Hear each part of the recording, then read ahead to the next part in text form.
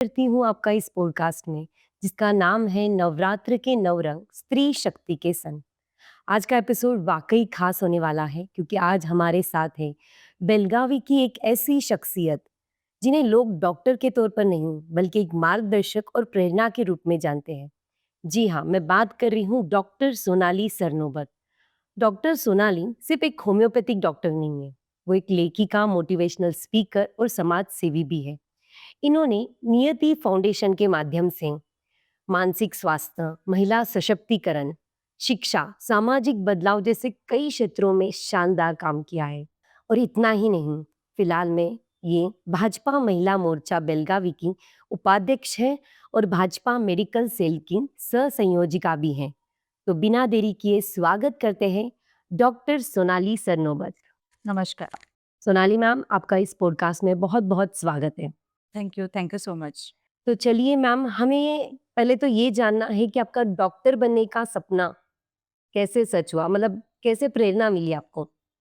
मैं डॉक्टर तो नहीं बनना चाहती थी, मैं बनना चाहती थी साइंटिस्ट। ओह! लेकिन हमें गाइड करने वाला कोई नहीं था, हमें मार्गदर्शक कोई नहीं मिला। हम 4 बहनें थीं, we came from very humble background. तो मेरा जब 12th पास हुआ, तो मेरा सीईटी रैंकिंग आया था 3 डिजिट्स में। लेकिन तब मेडिकल एमबीबीएस के लिए मुझे फ्री सीट मिल सकता था, ये हमें मालूम ही नहीं था। तो मेरी मम्मी के किसी फ्रेंड ने बोला कि आपके बच्चे को होम्योपैथिक में एडमिशन मिल सकता है, वहाँ पे फ्री में मिल सकता है, वहाँ पे ले लो। हम जाके वहाँ पे एडमिशन ले लिया। There was nobody to guide us.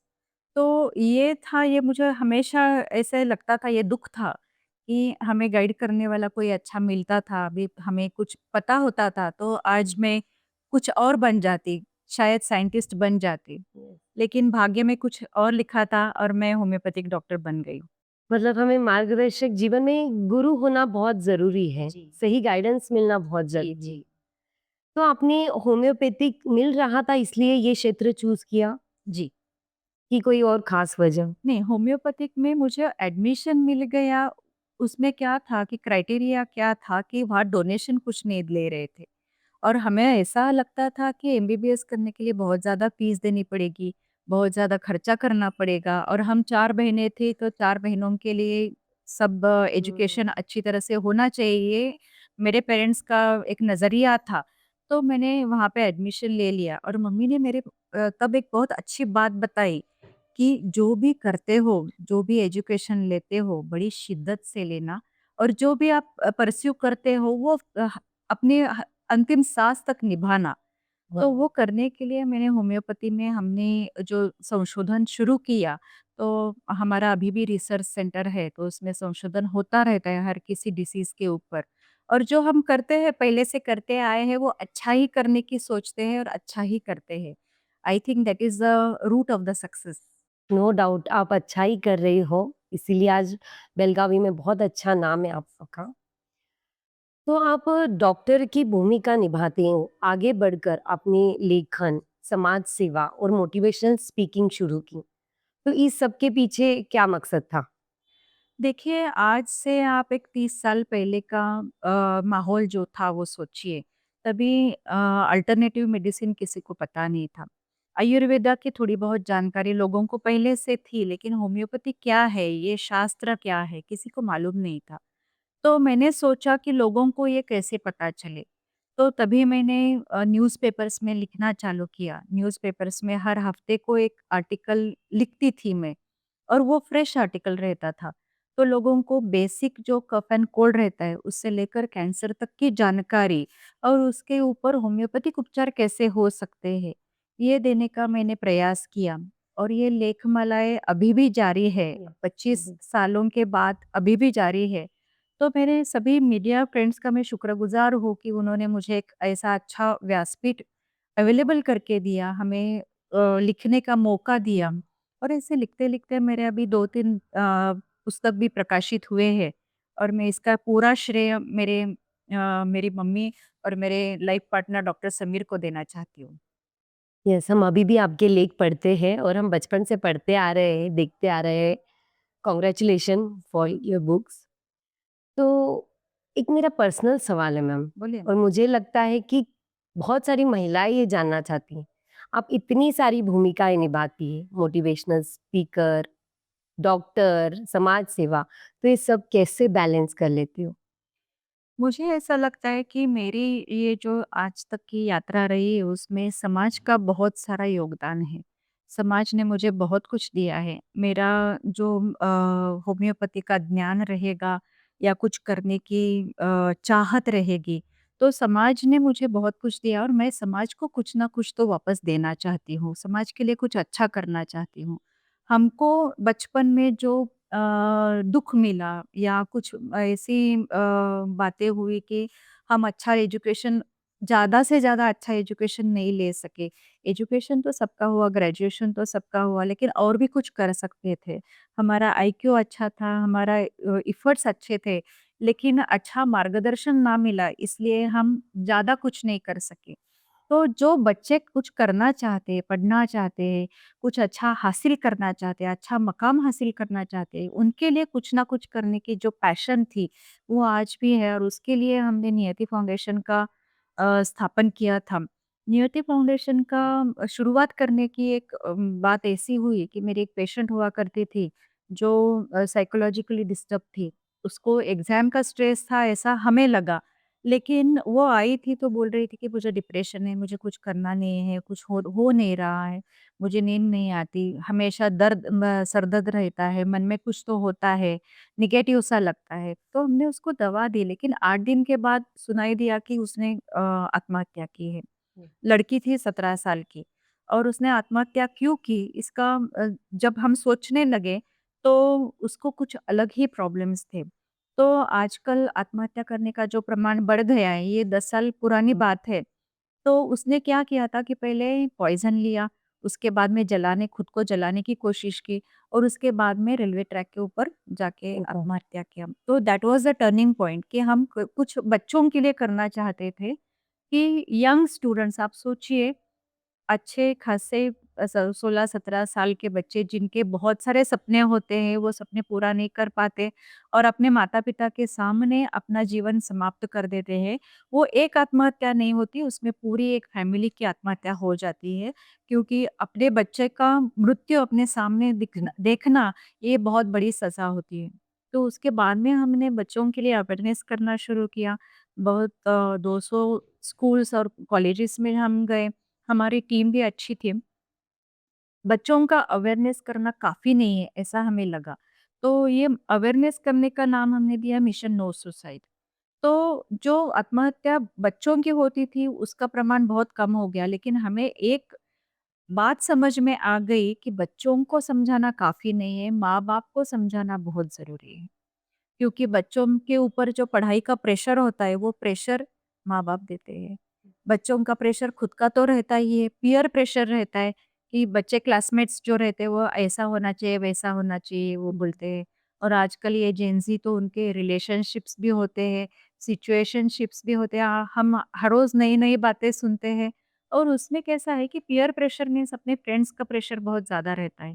Girlfriend नहीं हुई तो टेंशन हाँ आता है, जी। गर्लफ्रेंड रही तो ओह! टेंशन आता है। ये सिर्फ़ हँसने की और ये मज़ाक उड़ाने की बात नहीं, हमको लगता है हम हँसते हैं कि इतने से उम्र में ऐसे बच्चे सोचते हैं, लेकिन ये प्रेशर आता है उनको। पढ़ाई का प्रेशर ये 3rd नंबर पे है, 1st नंबर पे है substance abuse that is drugs. आजकल स्कूलों में, कॉलेजेस में ड्रग्स बहुत अच्छी तरह से बच्चों को मिल रहे हैं, ईज़िली अवेलेबल है और बच्चे उसको सकम भी हो रहे हैं। पेरेंट्स को मेरा एक ही कहना है कि अपने बच्चे क्या कर रहे हैं, उसके ऊपर नज़र रखनी बहुत ज़रूरी है। आपका बच्चा अगर टॉयलेट में ज़्यादा देर रह रहा है, ज़्यादा देर सो रहा है, ज़्यादा जल्दी नहीं सो रहा है, कुछ तो करते रहता है, तो उसके ऊपर नज़र रखो। कुछ तो अलग चल रहा है, उसके चाल-चलन में कुछ तो चेंजेस आ रहे हैं, तो शायद वो ड्रग अब्यूज़ के पीछे जा रहा है। तो ये बहुत सोचना ज़रूरी है, अपने माता-पिता को आप जो भी कर रहे हैं, बच्चों ने समझाना भी बहुत ज़रूरी है कि अपने लाइफ़ में क्या चल रहा है। और बच्चों के और पेरेंट्स के बीच में जो कम्युनिकेशन है, वो आजकल बहुत कम है, क्योंकि हम सारे मोबाइल में खोए हुए हैं। मोबाइल के बाद में जो ज़िंदगी है, वो हम खोते चलते जा रहे हैं। तो वो कम्युनिकेशन गैप जो है, वो सँभलना बहुत ज़रूरी है। तो ये कारण था हमारा मिशन नो सुसाइड, और उसके बाद में हमने पेरेंट्स का प्रबोधन करने के लिए होम मिनिस्टर चालू किया, क्योंकि माँ को पता चलना चाहिए कि अपने बच्चों को कैसे कंट्रोल करना चाहिए, उनसे उनके साथ में कम्युनिकेशन कैसे रखना चाहिए। पढ़ी लिखी माताएँ तो करती है, लेकिन जो एवरेज माताएँ रहती है, उनको तो खाना पकाना, घर का काम करना, बच्चों को स्कूल भेजना, स्कूल के बाद में घर का काम करना, ये सब बातें वो करती रहती हैं। सोचती है कि मैं अच्छा ही कर रही हूँ, लेकिन जो कम्युनिकेशन होना चाहिए, बच्चे ने स्कूल में क्या किया, उसके दोस्त कैसे हैं, वो कहाँ पे पैसा खर्च कर रहा है, आपके पॉकेट में से तो नहीं निकाल रहा, ये सब बातें माँ को पता होनी ज़रूरी है। तो हुँ, उसके लिए हमने होम मिनिस्टर किया। हुँ। तो ये दोनों जो है वो हमने 10 साल जारी रखा था। अभी भी हमारा काम चालू है, बच्चों को काउंसलिंग देना, माता-पिता को काउंसलिंग देना, ये बातें भी हमारी नियति फाउंडेशन से चालू ही है। बहुत खूब मैम। और ऐसे अभियानों की आज समाज को सबसे ज़्यादा ज़रूरत है। बहुत तारीफ़ी काबिल है आपका ये प्रयास। तो आप अभी भाजपा महिला मोर्चा की उपाध्यक्षा के तौर पर कौन-कौन से कार्य किए हैं? मैं पहले जब भाजपा में आई, तो मुझे पहले मेडिकल सेल का काम दिया गया। पहले 4 साल मैंने वो काम किया है, 2014 से 19 तक।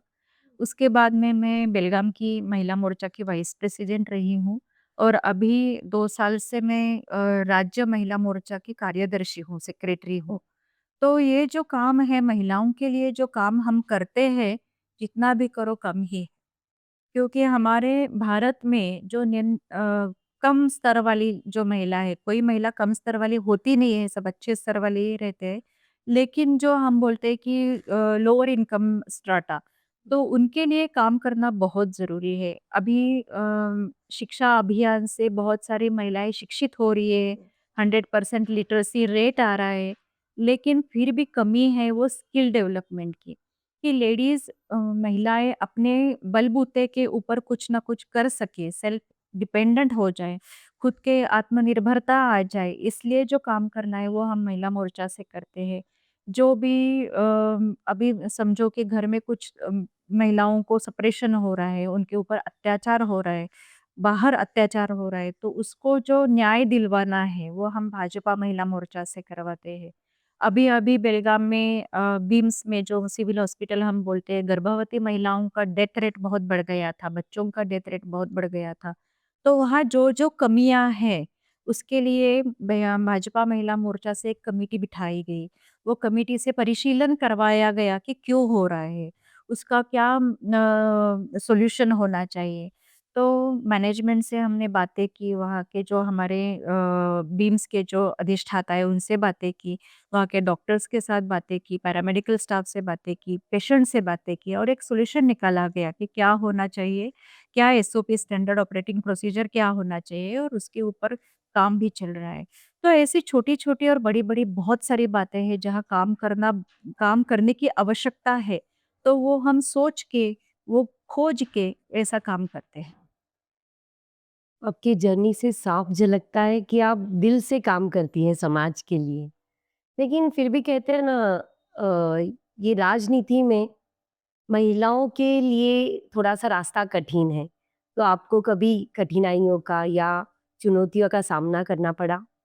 चुनौतियाँ तो पद-पद पे, पग-पग पे चुनौतियाँ आती ही रहती है, और हमारे भारतीय समाज में रहे या बाहर के समाज में रहे, पहले महिलाओं को जज किया जाता है कि हम अभी अच्छी रहते हैं, अच्छी तरह से हम खुद को प्रेज़ेंट करते हैं, तो सोचा जाता है कि ये बहुत मॉडर्न है।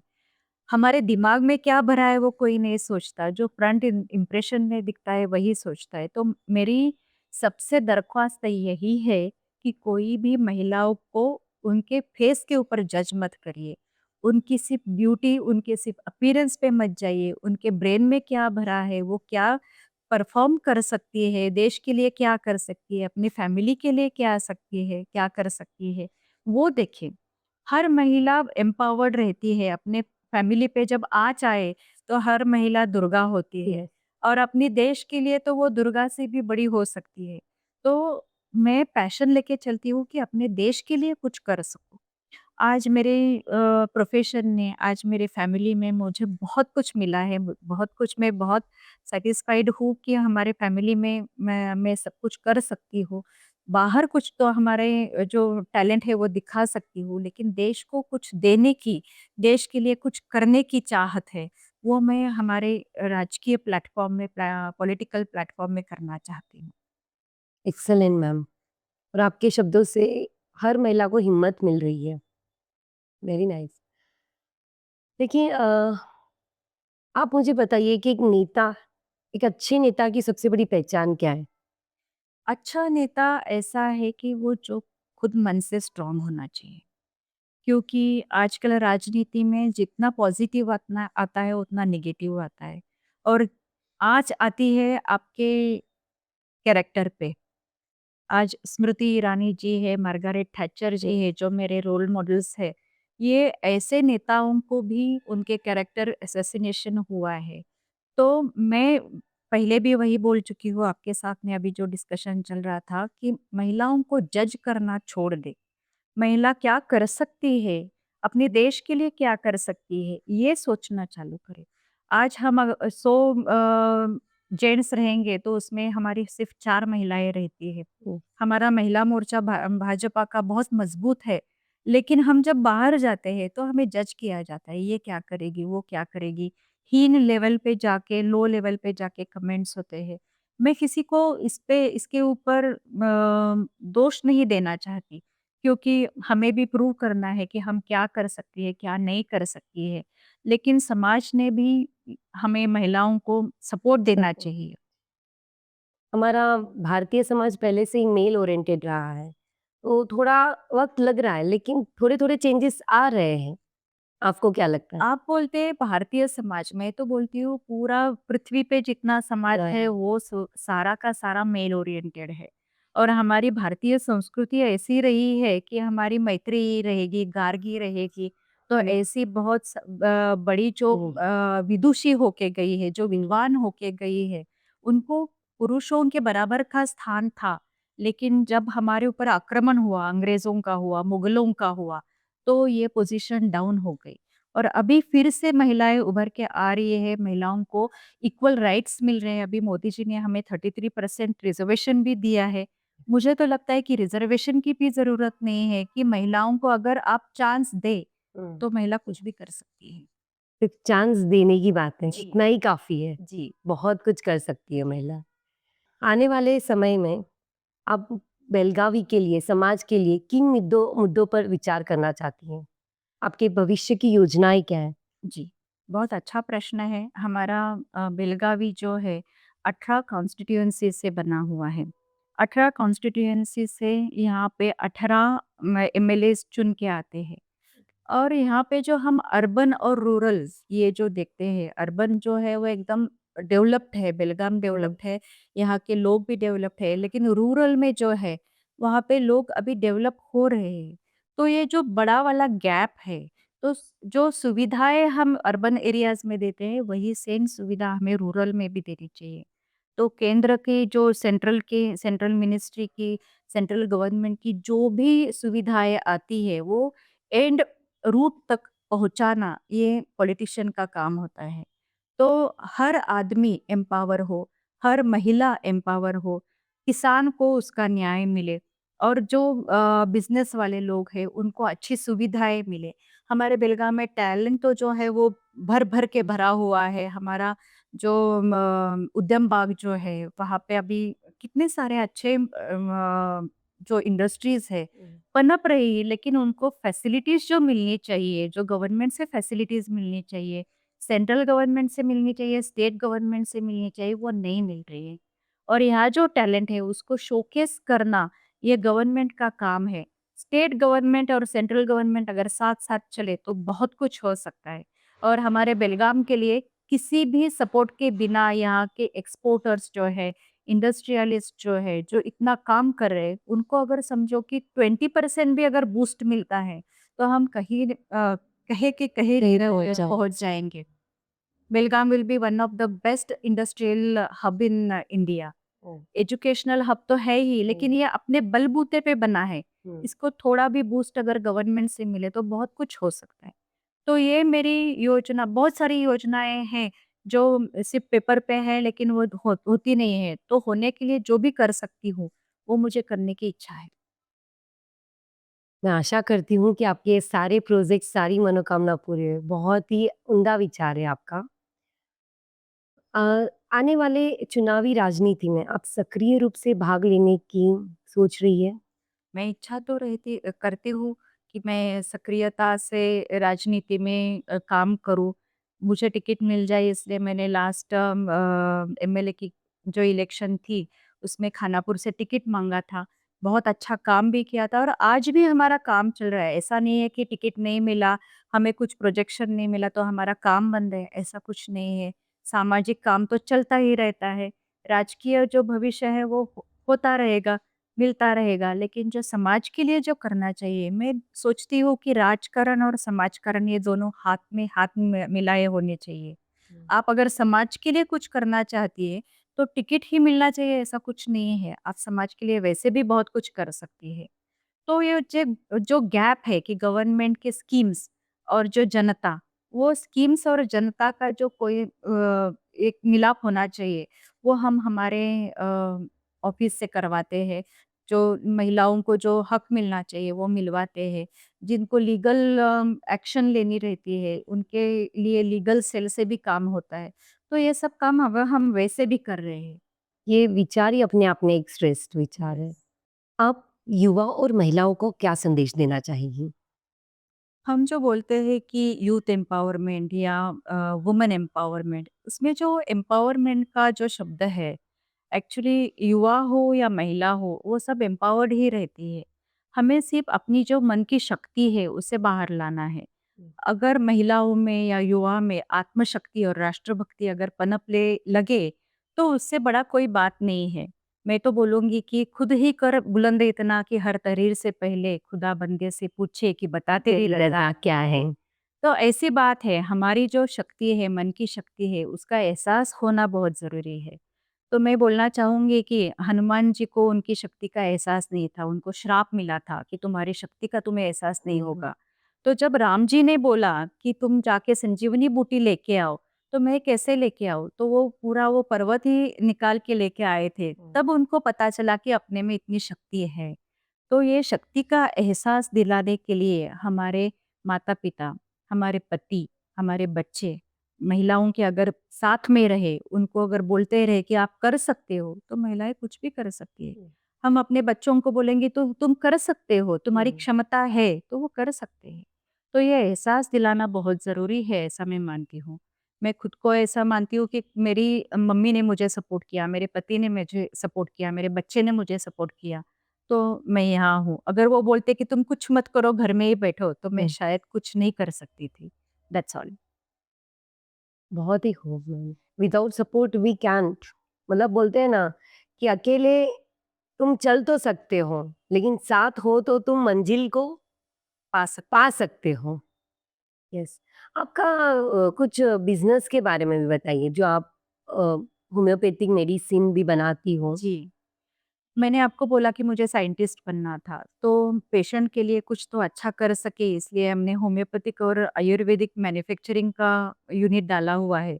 तो ये बी टू बी बिज़नेस है, मीन्स हम डॉक्टर्स को सप्लाई करते हैं और ये मेडिसिन्स बहुत सस्ते तैयार होते हैं और हम सस्ते ही बेचते हैं, जो कि एंड प्रोडक्ट जो है वो पेशेंट को सस्ता मिले, अच्छा मिले और गुणकारी मिले। तो ये हमारा पर्पस था ये मैन्युफैक्चरिंग यूनिट्स चालू करने के पीछे और उसमें मेरी महत्वाकांक्षा जो थी साइंटिस्ट बनने की वो भी फुलफिल हो गई। वंडरफुल मैम, आपकी जर्नी सच में बहुत ही प्रशंसनीय है। तो दोस्तों, जैसे आज डॉक्टर सोनाली मैम से बातचीत से हमने जाना कि इंसान की असली ताकत उसके ज्ञान और पद में नहीं, उसकी सोच और कर्म में होती है। आज का सबसे बड़ा संदेश यही है, अगर आप ठान लो तो कोई भी सपना बड़ा नहीं और कोई भी चुनौती मुश्किल नहीं। डॉक्टर सोनाली मैम, आपका दिल से धन्यवाद। आपने अपना कीमती समय निकाल कर हमारे साथ अपना अनुभव साझा किया। और मैं कहती हूँ हर महिलाओं के लिए नहीं, हर युवा के लिए आपका सफ़र प्रेरणा देगा। Thank you so much. दोस्तों, मैं इतना ही कहना चाहूँगी कि सपनों को देखिए मत, बस चलते रहिए, चलना शुरू कर दीजिए। फिर मिलेंगे अगले एपिसोड में एक नई कहानी, एक नई प्रेरणा के साथ। तब तक के लिए धन्यवाद। धन्यवाद।